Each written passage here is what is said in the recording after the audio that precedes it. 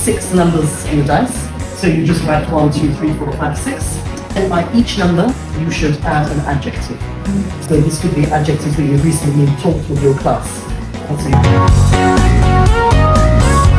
So now they have to think of something that's round and useful. When you start the activity, you throw the dice once. Okay, in this case I have 2. So they have to choose an adjective from here. So we have round. Then I throw again. 3. So they have to choose an adjective from this side. So that's the demo, and then they do it in groups. Very good.